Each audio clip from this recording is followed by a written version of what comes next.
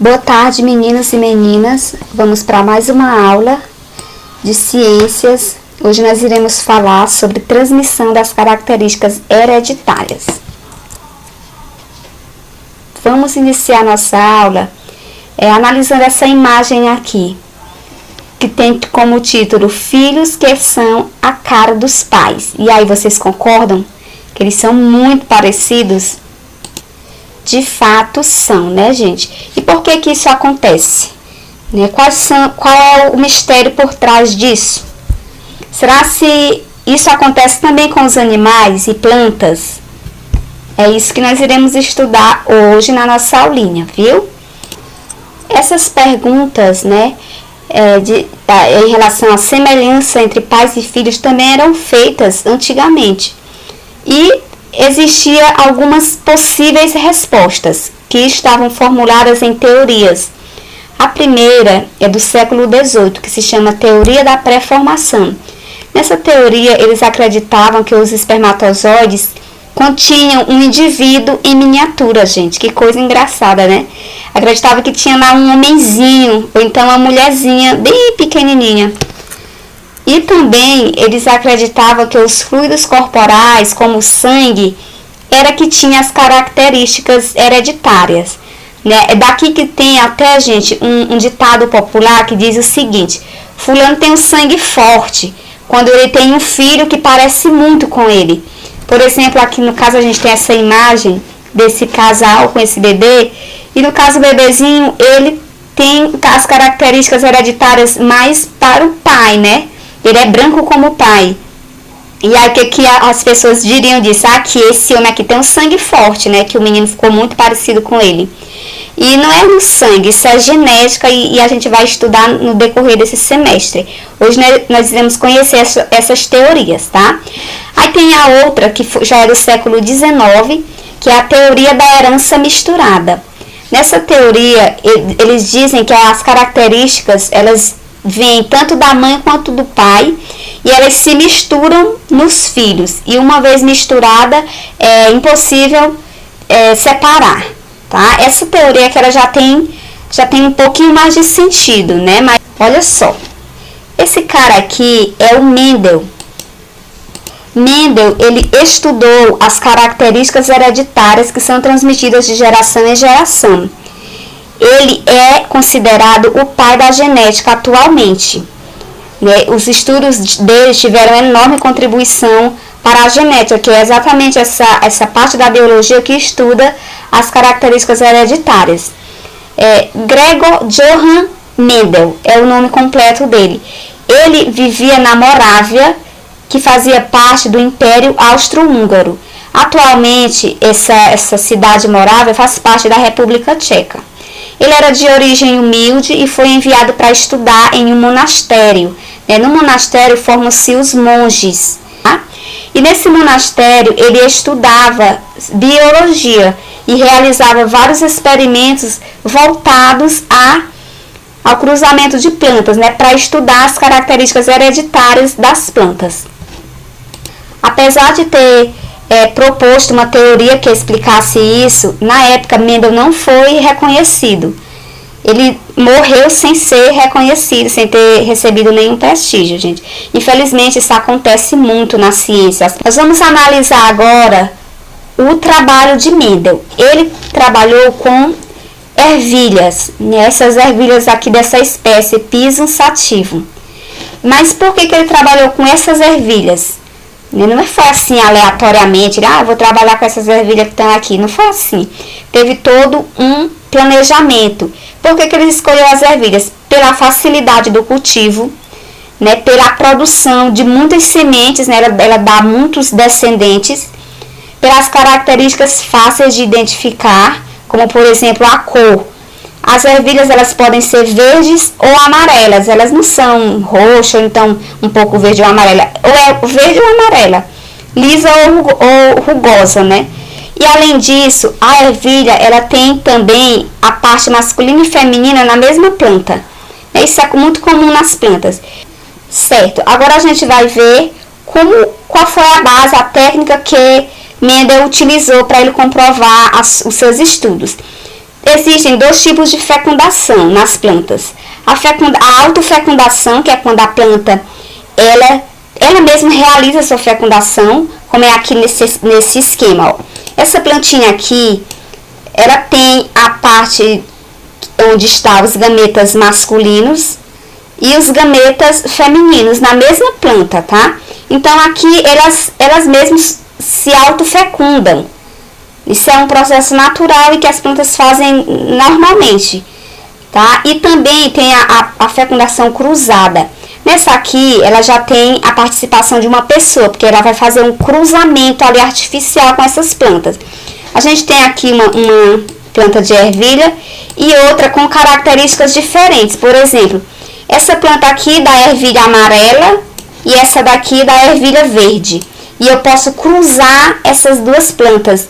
No caso, eu vou pegar os gametas masculinos ou femininos daqui e colocar e cruzar com os gametas masculino ou feminino daqui. Se eu pego o feminino, eu cruzo aqui com o masculino.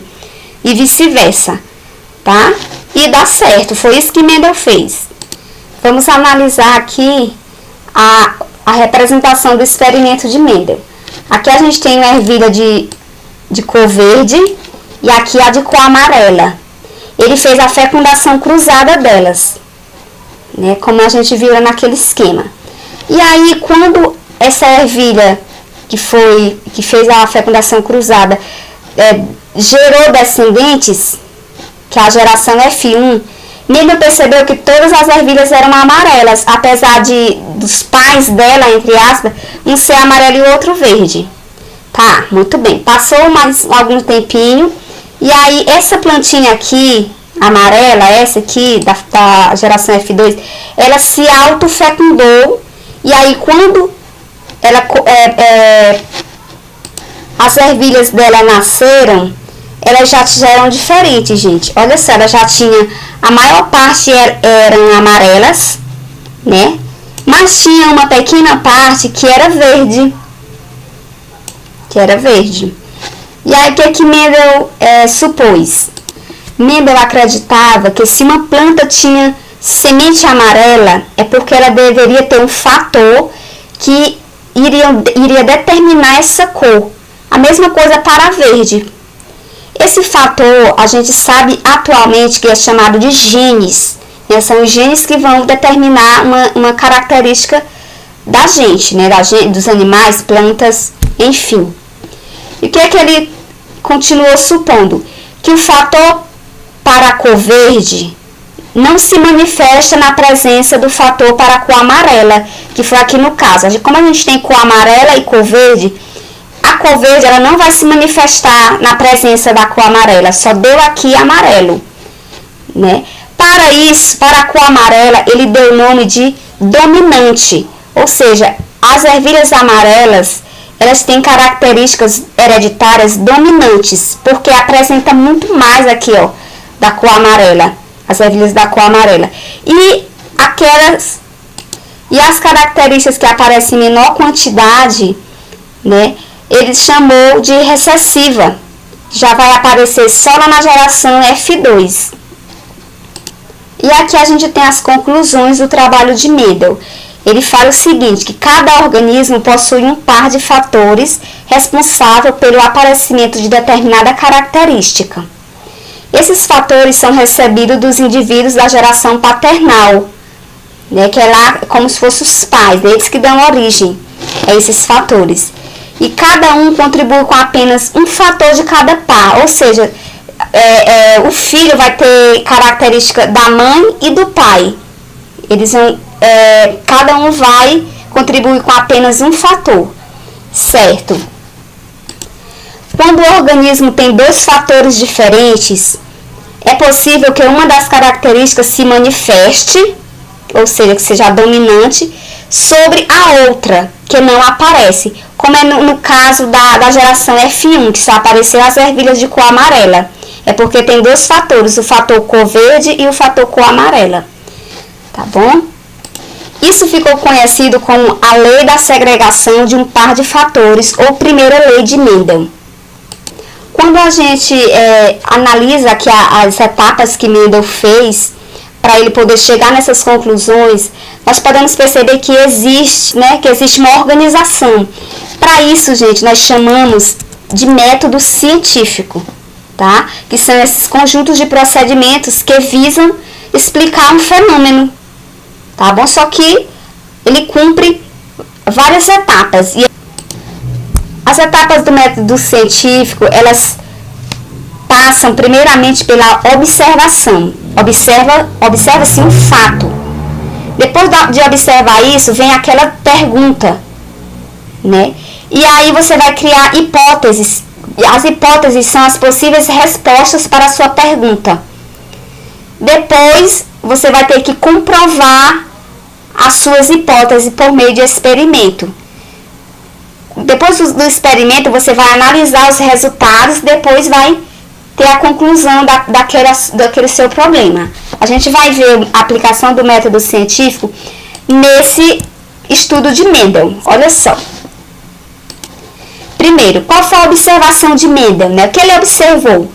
Ele observou as características hereditárias que são transmitidas de geração em geração. Poderia ser com uma pessoa, por que a filha de fulano tem olho verde? E a mãe também tem olho verde? Né? Ou pele clara ou pele escura. Isso aí é uma característica hereditária. Aí ele se faz a pergunta, né? E aí ele dá uma possível resposta, que é a hipótese. O que Mendel acreditava? Que existe um fator responsável por cada característica da gente, das plantas, dos animais. E aí ele foi buscar um experimento que visasse responder essa pergunta. E aí, qual foi o experimento? Foi o experimento com as ervilhas. Ele cruzando as ervilhas para ver se iria aparecer alguma característica do paternal, né? Então, dos experimentos dele, ele analisou os resultados e ele percebeu que o fator para a cor verde, né, não se manifestava na presença do fator para a cor amarela. Então, ele percebeu que existem características que são dominantes e características que são recessivas. Ou seja, são características que se apresentam em maior quantidade ou que se manifeste, e tem características que não se manifestam para se manifestar, que são as características hereditárias recessivas. E aí, depois de seus resultados, né, ele formulou a primeira lei de Mendel, né, a partir das suas conclusões. Claro que não foi só esse experimento que ele fez, gente, tem muito mais. Mas todos eles chegavam nessa mesma conclusão. Bom, é isso que a gente tem para falar hoje. Essa é a primeira parte, né, sobre a introdução ao estudo de genética. A gente vai ter mais uma aula falando sobre a teoria de Mendel, né, as leis de Mendel atualmente, tá bom? A gente vai analisar vários exemplos e é isso, gente. Vamos comentar lá no grupo. Beijos e até mais.